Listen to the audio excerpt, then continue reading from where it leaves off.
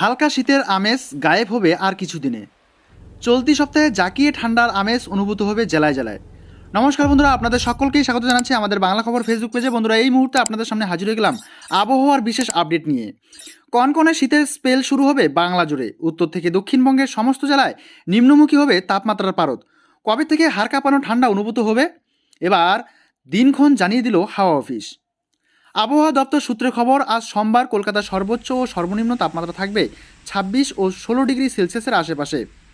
আলিপুর আবহাওয়া দপ্তরের অধিকর্তা সোমনাথ দত্ত জানিয়েছেন, 11 ডিসেম্বর বুধবার থেকে দক্ষিণবঙ্গ জুড়ে সর্বনিম্ন তাপমাত্রা আরও 3 থেকে 4 ডিগ্রি সেলসিয়াস কমবে। উত্তরবঙ্গেও আপাতত সর্বনিম্ন তাপমাত্রা পতন হচ্ছে। পশ্চিমী ঝঞ্ঝার জেরে মঙ্গলবার পর্যন্ত তাপমাত্রা খানিকটা বাড়লেও বুধবার থেকে ভরপুর শীতের আমেজ পাওয়া যাবে। আজ সোমবার জেলায় জেলায় বৃষ্টির পূর্বাভাস রয়েছে। নিম্নচাপের জেরে আজ নদিয়া, মুর্শিদাবাদ, বীরভূম, পূর্ব পশ্চিম বর্ধমান, পশ্চিম মেদিনীপুর, ঝাড়গ্রাম, পুরুলিয়া এবং বাঁকুড়া জেলায় হালকা বৃষ্টির সামান্য সম্ভাবনা রয়েছে। উত্তরবঙ্গের দার্জিলিংয়ে উচ্চ পার্বত্য এলাকায় সোমবারের মধ্যে তুষারপাতের সম্ভাবনা রয়েছে। সোমবার পর্যন্ত দার্জিলিং ও কালিম্পংয়ের পার্বত্য এলাকায় বৃষ্টির সম্ভাবনা রয়েছে। পাশাপাশি উত্তর ও দক্ষিণ দিনাজপুর এবং মালদহেও হালকা বৃষ্টির সম্ভাবনা রয়েছে।